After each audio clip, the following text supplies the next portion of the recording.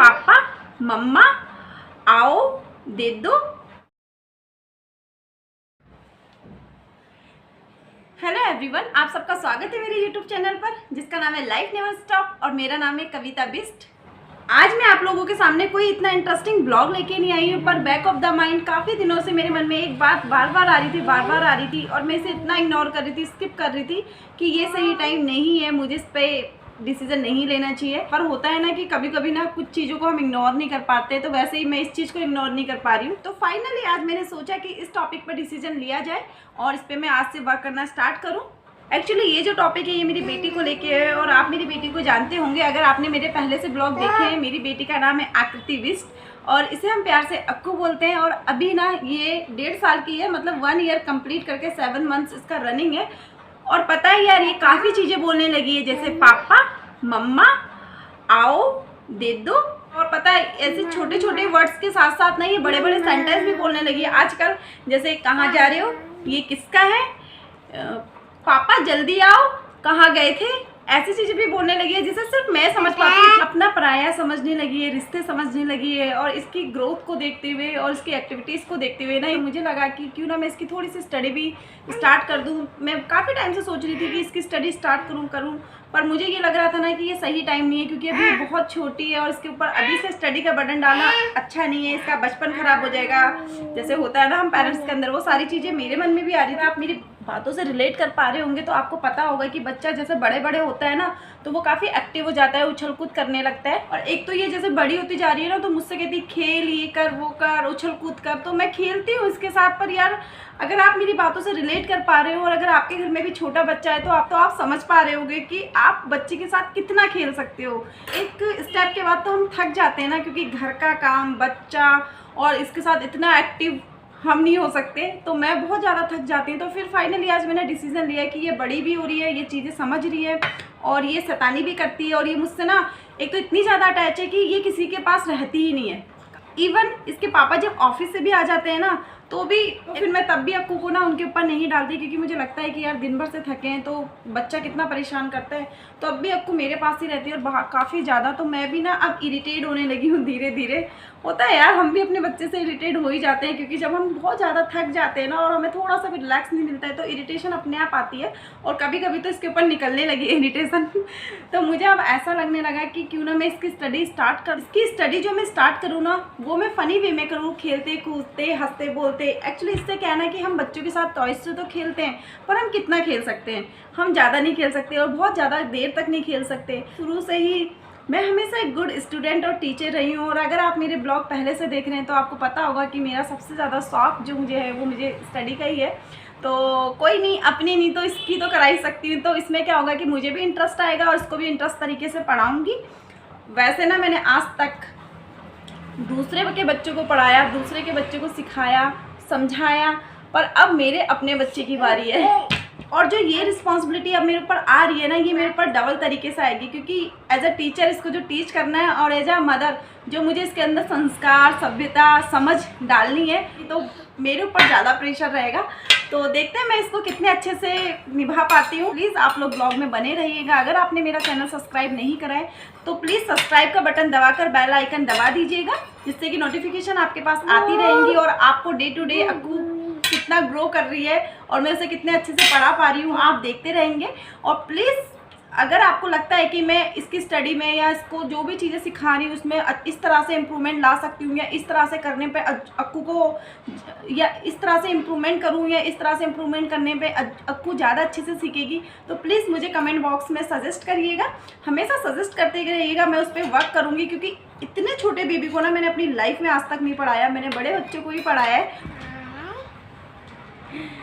तो इतने छोटे बच्चे को अब मुझे टीच करना है और इससे सारी चीज़ें सिखानी है, तो मैं थोड़ा सा एक्साइटेड तो हूँ, पर मुझे ना ज़्यादा अच्छे से समझ में नहीं आता कि इतने छोटे बच्चों को किस तरह से मैं अच्छे से पढ़ा सकूँ। पर मैं पूरी 100% कोशिश करूँगी। और अगर आपके घर में भी छोटा बेबी है और आप भी मतलब अपने बच्चे को कुछ सिखाना चाहते हैं तो मेरे वीडियो देखकर आप सीख सकते हैं और मुझे भी सिखा सकते हैं।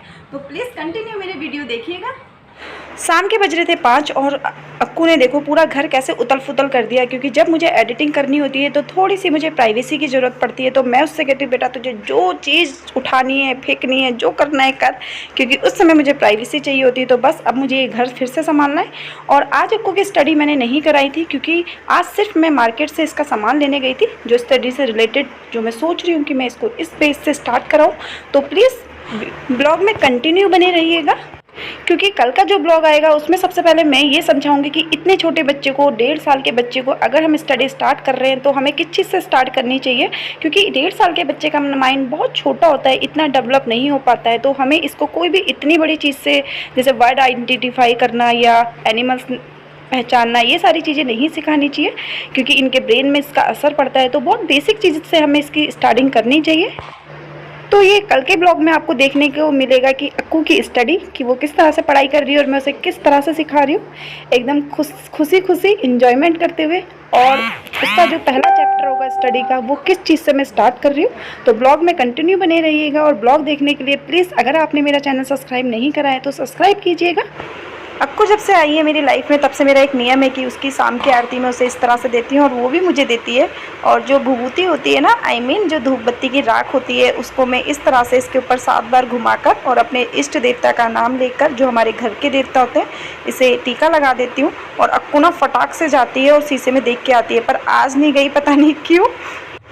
आप लोग मुझे देख के हंस रहे होंगे कि क्या यार टिपिकल लेडी है, पर मुझे भी हंसी आती है। पर जब हमारे बेबी हो जाते हैं ना, तो हम कब ऐसे हो जाते हैं हमें खुद भी पता नहीं चलता, और हम छोटी छोटी चीज़ों में भी विश्वास करने लगते हैं। वैसे जब से अक्कू ये 1.5 साल की, और मैंने शायद इसकी नज़र सिर्फ 2 या 3 बार ही उतारी होगी, और आज तक नहीं उतारी है, क्योंकि ये नज़र वजर मुझे थोड़ी कम समझ में आती है। पर हाँ, मैं हमेशा रोज़ शाम को इस तरह से इसे टीका लगा देती हूँ और अपने भगवान का नाम लेती हूँ और बोलती हूँ, भगवान आपको पता है ना मैं ना समझूँ, तो आप ही संभालना। हेलो व्यूअर्स, शाम के बज गए 7:30 और पूजा वगैरह कर ली और सब्जी बनाने के लिए मैंने रख दी है। प्लीज़ कमेंट करके मुझे ये सजेस्ट करना है कि मैं और अच्छा कैसे कर सकती हूँ इसके साथ, इसकी स्टडी को लेकर, क्योंकि जैसे इतने छोटे बच्चे को मैंने कभी नहीं पढ़ाया। ये मेरा फर्स्ट स्टूडेंट है जो इतना छोटा होगा। और पता है आपको, मैंने 2 दिन पहले एक ब्लॉग बनाया था और काफ़ी अच्छा ब्लॉग था, क्योंकि सारी चीज़ें जब नेचुरल होती है ना तो ब्लॉग अपने आप अच्छा बनता है। और ऑलमोस्ट मैं कोई भी ब्लॉग बनाती हूँ ना तो 7 मिनट, 8 मिनट, 9 मिनट, इससे ज़्यादा बड़ा ब्लॉग मैं बनाती नहीं हूँ।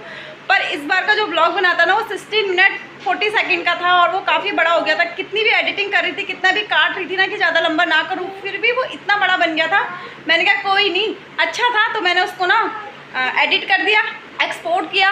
एक्सपोर्ट करने के बाद जब यूट्यूब में मैं उसे अपलोड कर रही थी ना, तो फिर पता नहीं क्या हुआ, नीचे आंटी ने मुझे बुला लिया। मैं नीचे चले गई अक्कू को लेकर, और अक्कू वहाँ इतनी शैतानी कर रही थी, मतलब आंटी का सारा सामान इधर से उधर कर रही थी, तो मैं उस पर ज़्यादा ध्यान था।